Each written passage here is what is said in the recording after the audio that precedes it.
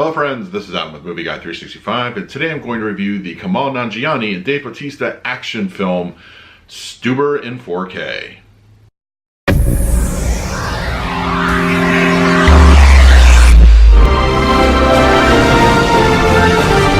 Channel, please hit the like button, subscribe, hit that bell notification. I put out videos every single day. You can also find me over Twitter and Instagram at MovieGuy365, as well as over at the Disney Magic Hour podcast. I do a weekly show over there. I will leave you a link for that in the description.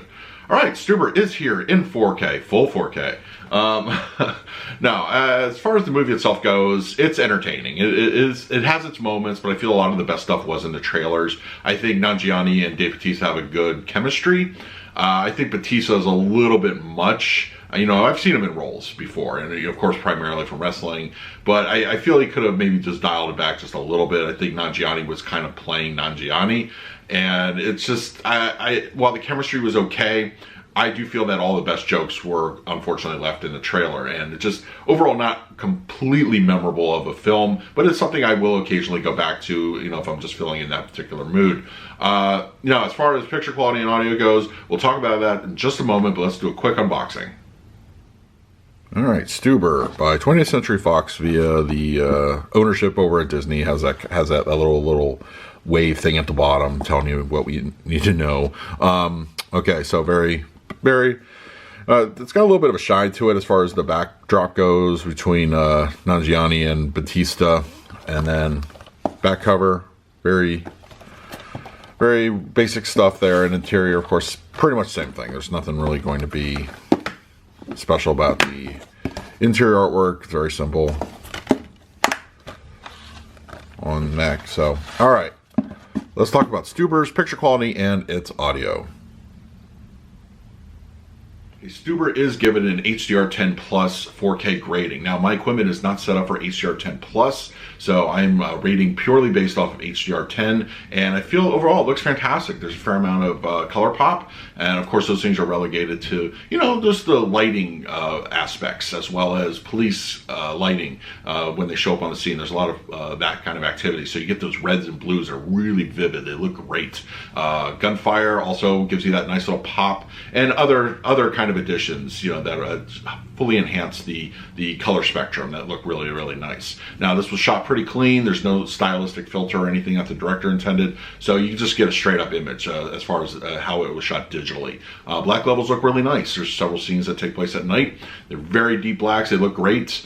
You know, scenes that were featured often in the trailer where Nanjiani and Bautista are fighting the one guy, and you know, that's a good indicator of how black levels are treated in this film. They look really good. Detail look great. A lot of things, of course, you know, as far as aesthetics go, look great. Fair amount of detail. Bautista, man, guy's got some great skin detail. He looks especially like sweaty and all that all the time. That's a good perk that we seem to get here as far as detail goes. No, but he looks great, and they all do.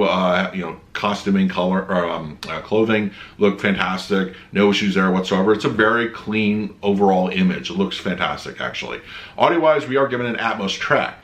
Now, at first, like, you're thinking, oh, this is a comedy, but this is more of a comedy in the vein of like a Lethal Weapon. There's plenty of action-heavy kind of stuff going on, so it would make sense to utilize an Atmos track in this instance. And I'm glad they did. I'm glad they didn't cheap out and just go with a 5.1. I think the Atmos does actually add a bit of oomph to the overall movie. There's a fair amount of action scenes, as I mentioned. A lot of those just sound great. Like, there's a lot of immersive action going on in the surrounds. Also, just a little bit of ambient. I didn't detect a whole lot going on, so those quieter moments, you may not get as much input through your surrounds. But action scenes are plenty heavy. There's lots going on there. Front channels sound great. They do very clean dialogue, no problems whatsoever there. The LFE kicks in a fair amount. As I mentioned, the action scenes are where those really get utilized, and they are fairly frequent throughout the film. So overall, it's actually a very decent Atmos presentation for the movie, being an action comedy. So overall, if you're a fan of the movie Stuber and you absolutely have to get it on 4K, I would recommend you do so. It does actually look a little bit better than the Blu Ray. I popped the Blu Ray in from just for quick comparisons, and definitely the HDR is what really puts this over. It's a fine amount of detail. The Blu Ray itself actually does look very clean. It's an overall clean image, no complaints whatsoever. But if you have to have that extra, you know, HDR pop, and if you're set up for HDR10 Plus, I think you'll be pleased.